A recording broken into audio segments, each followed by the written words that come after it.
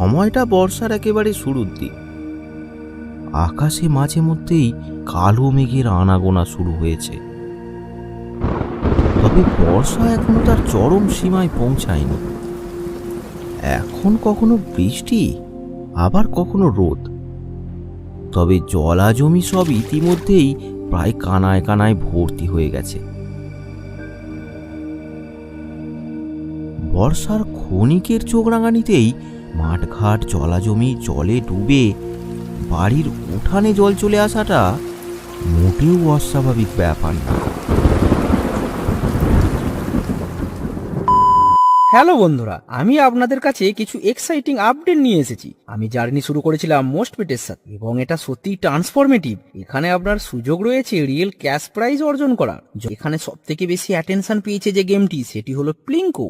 এখানে আপনি এই সময়ে গেম খেলেন, মোস্টপেট অফার করবে wild variety of captivating games আরও রয়েছে, যেখান থেকে আপনি রিয়েল ক্যাশ প্রাইজ উপার্জন করতে পারেন। এখানে ডিপোজিট এবং উইথড্রল ঝামেলা মুক্ত। তাছাড়া অনলাইন পেমেন্ট মেথড রয়েছে, যেমন গুগল পে, ফোনপে, পেটিএম।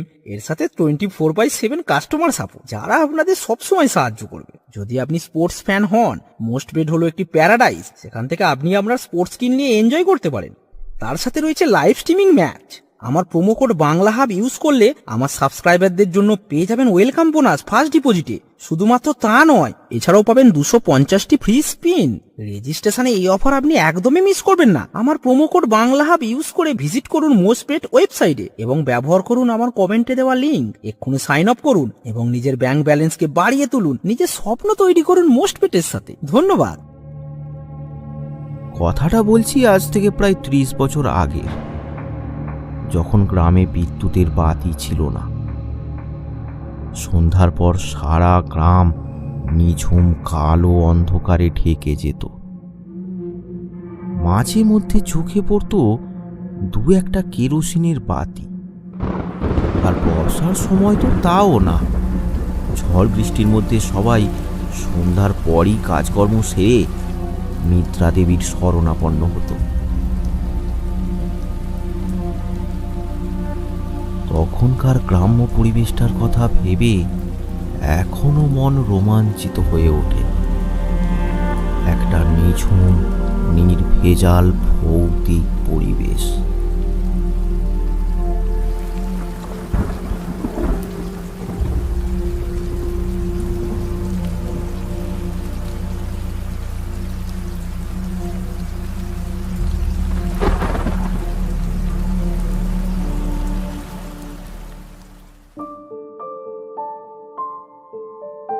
এমনই এক বর্ষার সময় স্কুলের ছুটি পেয়ে আমি চলেছি আমার মামার বাড়ি।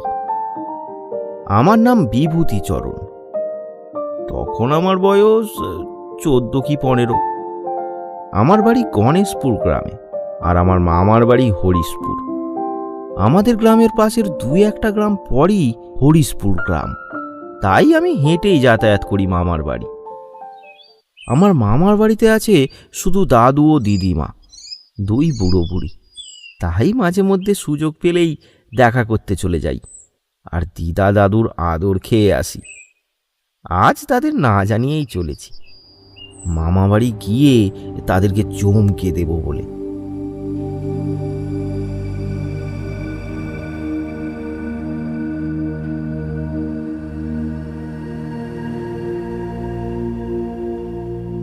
অবশেষে দুপুরের আগেই পৌঁছে গেলাম সেখানে।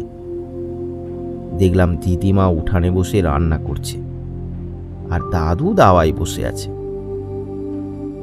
আমাকে দেখে দাদু একেবারে চমকে উঠল। আরে আরে বিভূতি, তা কোনো খবর না দিয়ে সব ভালো তো? হ্যাঁ গো দাদু, ভালো। তোমাদের কথা মনে পড়লো তাই চলে এলাম। আরে আয় আয় আয়, বস বস বস। কি গো, এই তোমার ভূতু এসেছে, জল বাতাসা দাও। দাদু দিদা আমাকে ভালোবেসে ভূতু বলে ডাকে। আমাকে দেখে দুজনে খুব খুশি হলো। দিদা চলে গেল জল বাতাসা আনতে।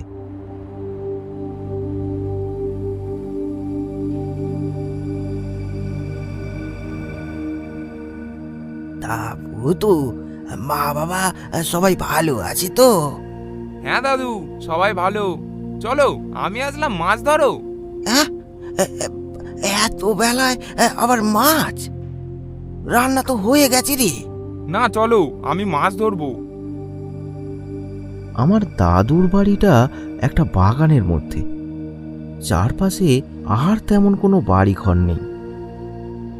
বাড়ির চারপাশটা বড় বড় গাছ আর ঝোপঝাড়ে ভরা। বাড়ির পাশেই একটা পুকুর, পুকুরে এখন জল কানায় কানায় ভরা। দাদু খুব শখ করে এই পুকুরে মাছ চাষ করে, কিন্তু নিজে কোনোদিন ধরে খায় না। পুকুরে মাঝে মধ্যেই চারা মাছ ছাড়া হয়, কিন্তু আজ পর্যন্ত কোনো বড় মাছ অন্তত আমার চোখে পড়েনি। যাই হোক, দাদুকে দেখলাম একটা জাল নিয়ে এসেছে। আমি তো জাল ফেলতে পারি না, কিন্তু দাদু পারে।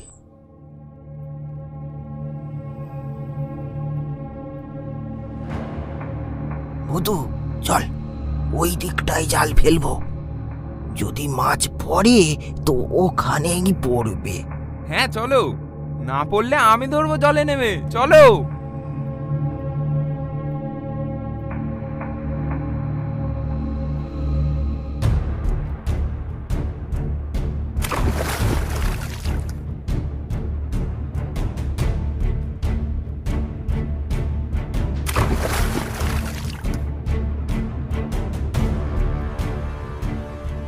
অনেক চেষ্টার পর মাছ ধরা পড়ল বটে, তবে কয়েকটা পুঁটি আর চারা মাছ। দাদু, এই তোমার স্বাদের পুকুর, মাছ কই? প্রতিবারেই তুমি আমাকে এইসব ছোট মাছ খাওয়াও, বড় মাছগুলো যায় কোথায়? কি আর বলবো তোকে, এই ফাঁকা জায়গায় পুকুর ভর্তি মাছ লোকে কি আর রাখে রে? তার মানে লোকে পুকুর থেকে মাছ ধরে নেয়, তুমি কিছু বলো না? কাকে কি বলবো, কে চুরি করে তা কি আর জানা যায়? এলাকায় বলি, কিন্তু তারা বলে তারা তো কেউ এমন করে না। আর তাছাড়া সবারই পুকুর ভর্তি মাছ, কে চুরি করবে? তাহলে এত মাছ যাচ্ছে কোথায়? নষ্ট হয়ে যাচ্ছে? না, নষ্ট না, চুরি হচ্ছে রে, চুরি হচ্ছে। মাঝে মাঝে রাতে আমার ঘুম ভেঙে যায়, তখন শুনি পুকুরে ঝপাং ঝপাং করে জাল ফেলার শব্দ। বেরিয়ে এসে দেখি কেউ নেই, যেন হাওয়ায় মিলিয়ে যায়। খুব পাকা চোর, বুঝলি? তুমি দিনের বেলাতেই দেখতে পাও না, আবার রাতের বেলা চোর ধরবে? এই এই চুপ চুপ, চোর এটা জেনে ফেললে তখন তো বেশি করে চুরি করবে। হ্যাঁ, জানে না পোকা ছেলে। না, ওটা আর হচ্ছে না। আজ থেকে ব্যাপারটা আমার জিম্মা। চোর বেটা এবার দেখবে ভুতু গোয়েন্দার কাজ। এই থাক থাক থাক, অনেক হয়েছে। চল চল, এবার যা হয়েছে এগেই খাবি, চল। কি আর করা যাবে বলো, তাই চলো।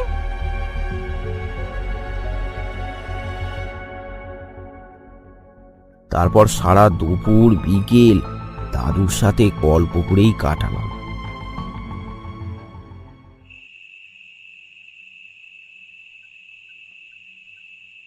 সন্ধ্যায় তাড়াতাড়ি খাওয়া দাওয়া করে শুয়ে পড়লাম। আমি দাদুর সাথেই শুলাম। দাদুর সাথে থাকলে অনেক গল্প শুনতে পাওয়া যায়। দাদু নানা রকমের ভূতের গল্প আর পুরানো দিনের চুরি ডাকাতির গল্প করত। আমার দাদু ব্রিটিশ আমলে রেলের কর্মচারী ছিল, তারই কত রকম গল্প শোনাতো। গল্প শোনার ফাঁকে ফাঁকে আমার কান কিন্তু মাঝে মধ্যেই বাইরের শব্দ শুনতে ব্যস্ত হয়ে যাচ্ছে।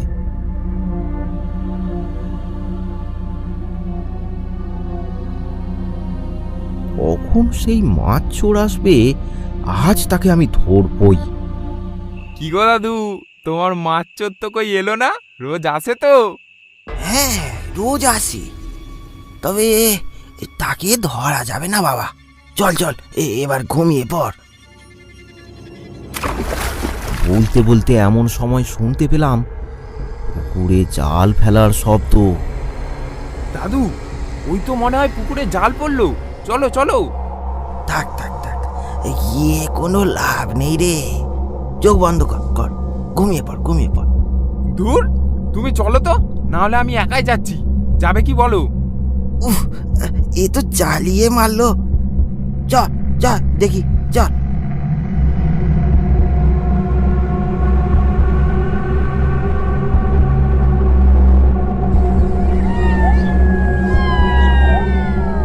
দাদু আর আমি একটা হ্যারিকেন নিয়ে বাইরে বেরোলাম। ধীরে ধীরে পুকুরের দিকে এগিয়ে গেলাম।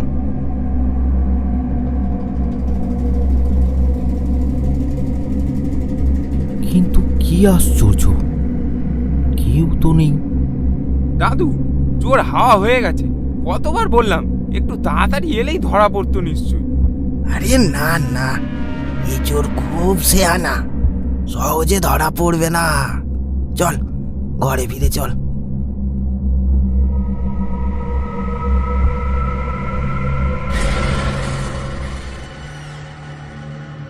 ঘরে ফিরে শুয়ে শুয়ে চিন্তা করতে লাগলাম, ব্যাটা খুবই দক্ষ চোর। একে ধরতে হলে আমার ভেতরে সেই ভূতু গোয়েন্দাকে জাগাতে হবে। কাল সকাল থেকে এই কাজ শুরু করতে হবে।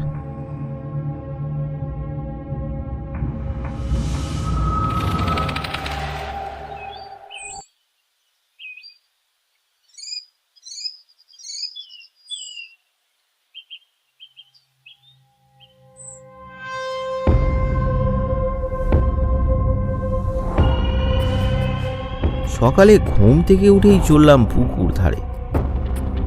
পুকুরের চারপাশটা একটু ভালো করে দেখে নেওয়া দরকার। চোরের কিছু নমুনা হয়তো সেখান থেকে পাওয়া গেলেও যেতে পারে।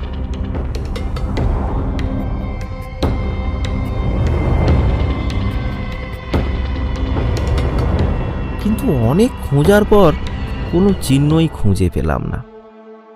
পুকুরের পাড় একদম পরিষ্কার, কোনো জায়গায় ধসে যাওয়া ভেঙে যাওয়ার কোনো চিহ্নই নেই। পরীক্ষা নিরীক্ষা করতে করতে আমি আম গাছটার সামনে আসতেই দেখলাম সাদা মতো অনেক কিছু পড়ে আছে। সামনে গিয়ে দেখেই একটু চমকে গেলাম। হ্যাঁ, মাছের কাঁটা? এত মাছের কাঁটা এখানে কেন? গাছের তলায় জড়ো হয়ে আছে অনেক মাছের কাঁটা, আবার তার মধ্যে কয়েকটা একদম টাটকা, মনে হচ্ছে কাঁটায় রক্ত লাগা, আর মাথাটা একেবারে আস্ত, এখনো পচে যায়নি।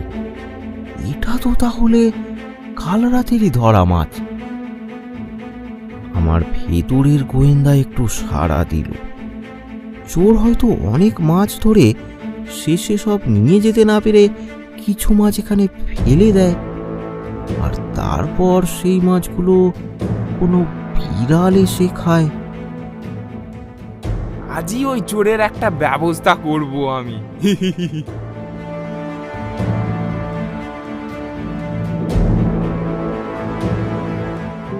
দাদু দিদিমাকে ব্যাপারটা কিছু বললাম না।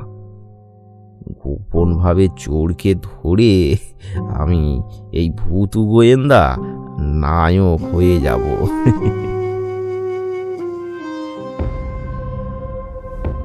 সন্ধ্যায় তাড়াতাড়ি খাওয়া দাওয়া করে শুয়ে পড়লাম। একটু ঘুমিয়ে নিলে রাত জাগতে সুবিধা হবে, আর তাছাড়া না হলে দাদু জেগেই থাকবে, তাতে কাজে অসুবিধা হবে। এমন সময় মেঘের গর্জন, ঝমঝম করে বৃষ্টি নামলো। ঠান্ডা আবহাওয়ায় কখন যে ঘুমিয়ে পড়লাম বুঝতেই পারলাম না।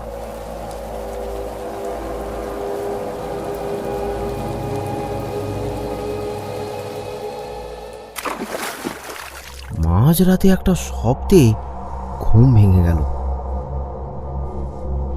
কান খাড়া করে আবার শোনার চেষ্টা করলাম শব্দটা। হ্যাঁ, জালের শব্দ। চোর বাবাজি এসে জাল ফেলেছে। এই সঠিক সময়। দাদুকে না ডেকে একাই বেরিয়ে পড়লাম। সাথে কোনো আলো নিলাম না। যদি আলো দেখে কাল রাতের মতো চোর বাবাজি আবার পালিয়ে যায়। আবার শুনতে পেলাম সেই জাল পড়ার শব্দ। মানে এখনো চলছে মাছ ধরা। আমি আস্তে আস্তে এগোতে লাগলাম। চুপি চুপি একটা গাছের তলায় এসে দাঁড়ালাম। গিয়ে দেখতে হবে চোর বাবাজিটা আসলে কে। যদি চেনা যায় তাহলে তো কালই সবার সামনে ধরবো ব্যাটাকে। গাছের আড়াল থেকে লুকিয়ে দেখতে লাগলাম। আবার জাল পড়ল, কিন্তু শুধু শব্দ শোনা গেল, কাউকেই তো দেখা গেল না। কি আশ্চর্য ব্যাপার! জাল পড়ল, পুকুরের জলও নড়ল, কিন্তু কাউকে তো দেখা গেল না। এবার আমার একটু ভয় করতে লাগলো। এটা কোনো ভুতুড়ে ঘটনা নয় তো? তোর কিন্তু জাল পড়ছে, কাউকে দেখা যাচ্ছে না, এ কি করে হয়? ভাবতে ভাবতেই আমি যেটা দেখলাম তাতে আমার সারা শরীর শিহরিত হয়ে উঠল। জালটা ধীরে ধীরে পুকুরের পাড় বেয়ে ওপরে উঠতে লাগলো। সেটা অনুসরণ করে ওপরের দিকে তাকাতেই দেখলাম একটা আবছা কালো ছায়ামূর্তি প্রকট হলো। জাল ভর্তি মাছ ওপরে উঠল। তারপর সেই ছায়ামূর্তিটা মাছগুলোকে জাল থেকে ছাড়িয়ে কাঁচায় ছিঁড়ে ছিঁড়ে খেতে লাগলো।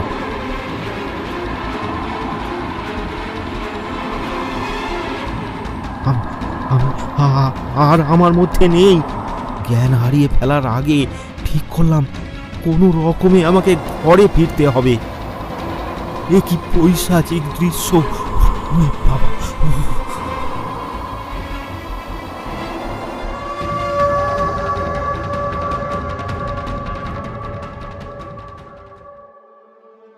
ভূতু, ও ভূতু, উঠে পড় বাবা, উঠে পড়। সকালে দাদুর ডাকে ঘুম ভাঙল। অনেকটা বেলা হয়ে গেছে। বিছানায় ধীর করে উঠে বসলাম। দাদু, দাদু, তোমাকে একটা কথা বলার আছে। হ্যাঁ, কথা? ও ঠিক আছে, বলবি ক্ষণ। আগে উঠে হাত মুখটা ধুয়ে নে তো। না দাদু, এক্ষুনি বলবো, তুমি বসো এখানে। উফ, আচ্ছা আচ্ছা, বল বল, কি কথা? জানো দাদু, কাল রাতে তুমি ঘুমিয়ে পড়ার পর দাদুকে সব কথাটা বললাম। সব শুনে দাদু দেখলাম একটু রেগেই গেল। কি কি বলছিস রে? তোকে কে বলেছে একা একা রাতে বাইরে বেরোতে? তুই ওঠ ওঠ ওঠ, তাড়াতাড়ি ওঠ, হাত মুখ ধুয়ে নে। আর আর আজই বাড়ি চলে যা, যা আজই বাড়ি যা।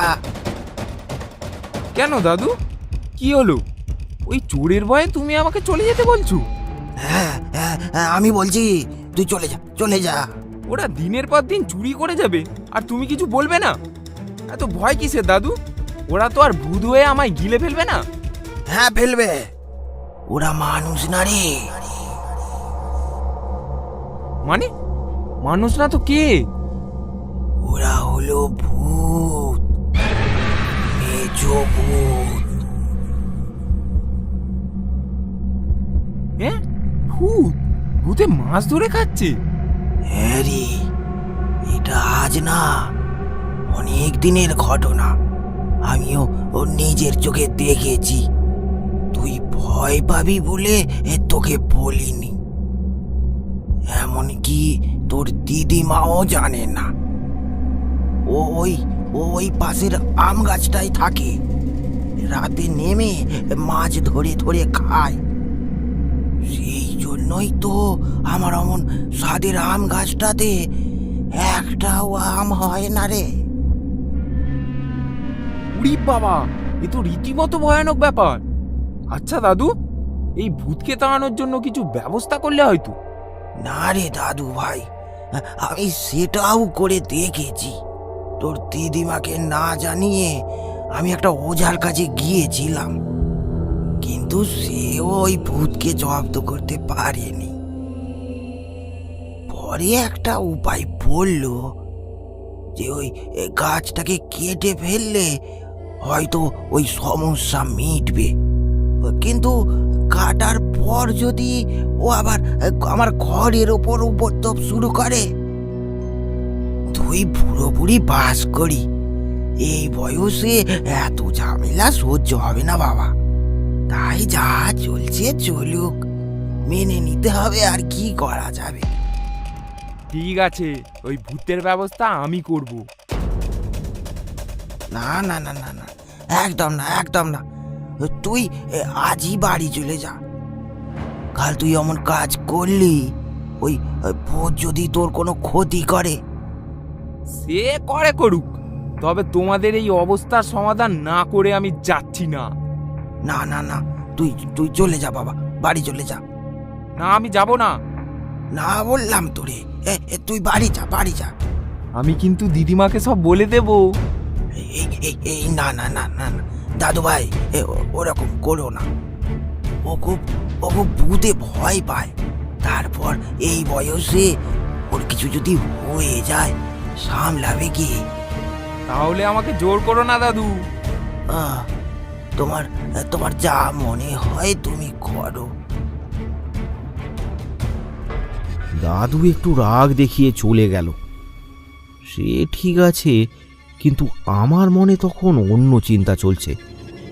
কিভাবে ওই ভূতকে জব্দ করা যায়?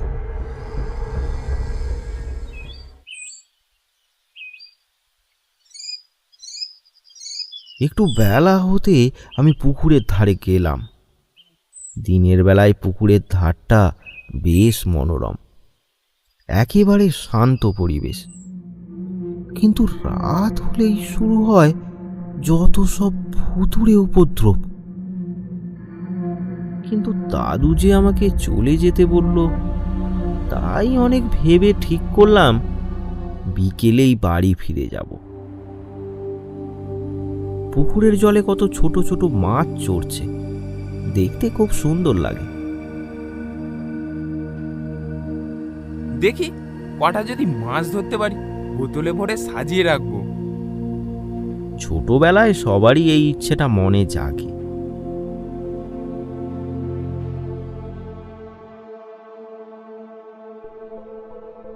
অনেক চেষ্টা করে করে শেষে একটা মাছ ধরা দিল।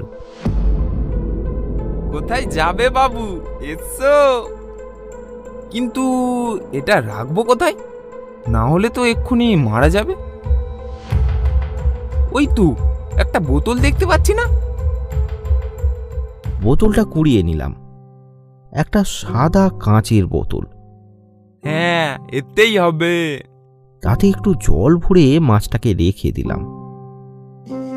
বুতু, বুতু, কোথায় গেলি রে? দূর, দাদু চলে এসেছে, পালাই। কি রে, পুকুর ধারে কি করছিলি? কই কিছু না তো, এমনিই বসেছিলাম। চল, কিছু খেয়ে নিবি, চল, দিদিমা ডাকছে তো।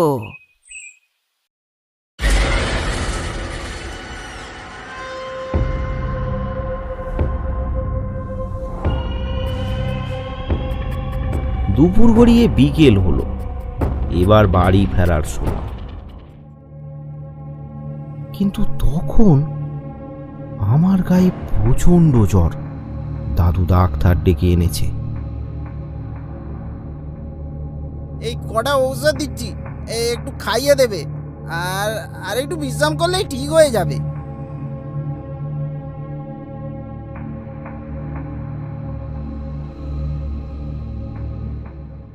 তখন সন্ধ্যা 7টা বাজে। জ্বর একটু কমেছে। আমি চোখ খুলে দেখলাম দাদু আমার পাশে বসে আছে। কি ঘুম ভেঙেছে? এখন কেমন লাগছে রে? হ্যাঁ, এখন একটু ভালো দাদু। হ্যাঁ, যাও না, যাও ওই পুকুর ধারে গিয়ে বসে থাকো। কেন, পুকুর ধারে গেলাম বলেই কি শরীর খারাপ হলো? হ্যাঁ, এইসব ওদের আকর্ষণ, হাওয়া বাতাস। তোর দিদিমার রাস হালকা, তাই মাঝে মধ্যেই ওর এরকম হয়, কিন্তু ও ভয় পাবে বলে ওকে কিছু বলিনি, আর ওই পুকুরে যেতে বারণও করতে পারিনি। ওসব কিছু না দাদু, তুমি একটু বেশি বেশি ভয় পাও। ও আচ্ছা, আমি ভয় পাচ্ছি। জানিস জানিস একদিন কি হয়েছিল? ও কিছু না, ও কিছু না দাদু ভাই, তুমি একদম ঠিক আছো এখন, হ্যাঁ তাই তো? দেখলাম দিদিমা ঘরে এসেছে, তাই দাদু কথাগুলো এড়িয়ে গেল। দিদিমা আমার জন্য গরম চা আর মুড়ি এনেছে।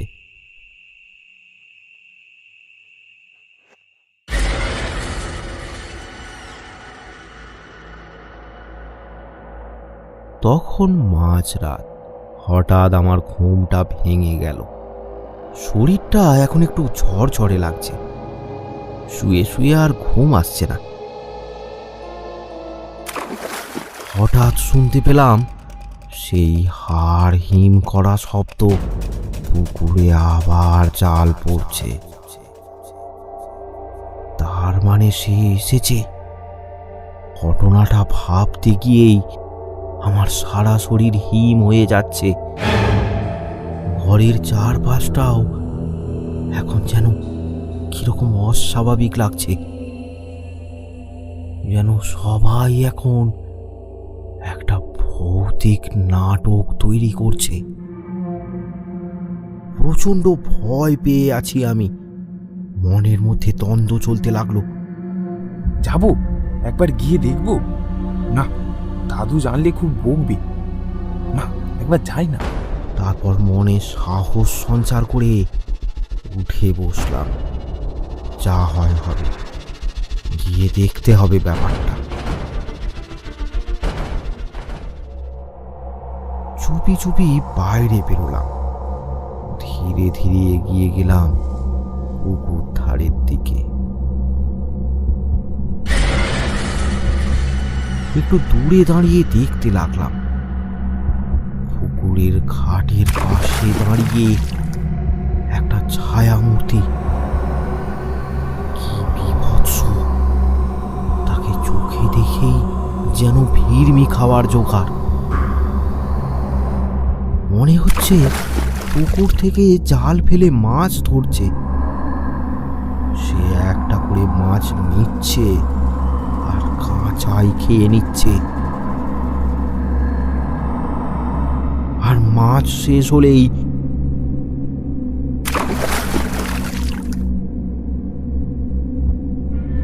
হঠাৎ আমার চোখ গেল ঘাটের পাশে সেই বোতলটার দিকে। তাতে মাছটা এখনো বেঁচে আছে। আমি মনে মনে সিদ্ধান্ত নিলাম, কাল ওকে নিয়েই আমি বাড়ি ফিরে যাব। এই ভুতুড়ে তাণ্ডব থেকে মুক্তি পাওয়া এত সোজা নয়। হঠাৎ কিসের একটা ধাক্কায় বোতলটা পড়ে গেল। যা, বোতল থেকে জল বাইরে পড়তে লাগলো। জলের অভাবে মাছটাকে দেখলাম ছটপট করছে। মাছটা হয়তো আর বাঁচবে না। হঠাৎ দেখলাম বোতলটা ওপরে উঠে গেল।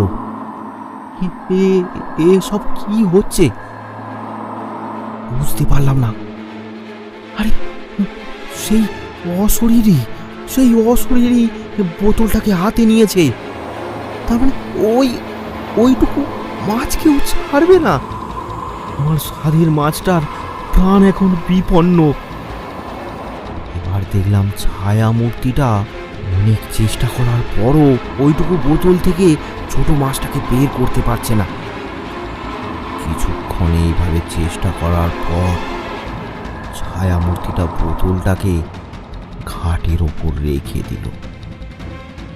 উফ, মাছটা বোধহয় রক্ষা পেল।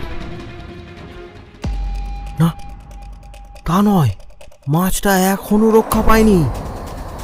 বেয়াদব ছায়ামূর্তিটাকে দেখলাম সে অদৃশ্য হয়ে কালো ধোঁয়ায় পরিণত হলো। তারপর আস্তে আস্তে বোতলের মধ্যে ঢুকলো। ওইটুকু মাছও ব্যাটা ছাড়বে না। কি নৃশংস ভূত রে বাবা! হঠাৎ আমার মাথায় একটা মতলব বিদ্যুৎ চমকের মতো খেলে গেল। আমি ছুটে গেলাম ঘাটে, পাশে পড়ে থাকা ছিপিটা তুলে বোতলের মুখটা বন্ধ করে দিলাম চিরতরে। পেরেছি আমি, পেরেছি। বোতলের ভেতরে সেই ছায়ামূর্তির সে কি নৃশংস চিৎকার! চারপাশের পরিবেশটা যেন কেঁপে উঠল।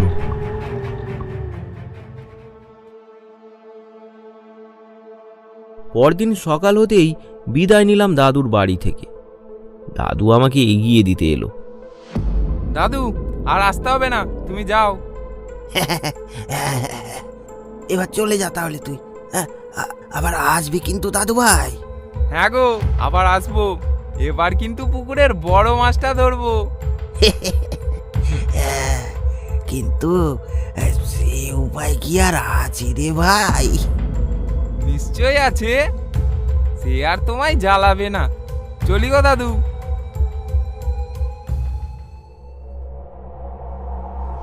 সে আর জ্বালাবে না? হ্যাঁ, মানে কি বলে গেল ভূত?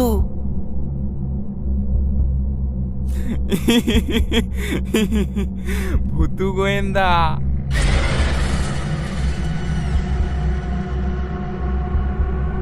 আরও ভয়ানক গল্প পেতে আমাদের চ্যানেলটি সাবস্ক্রাইব করুন, পাশে থাকা বেল নোটিফিকেশানটি অন করে দিন।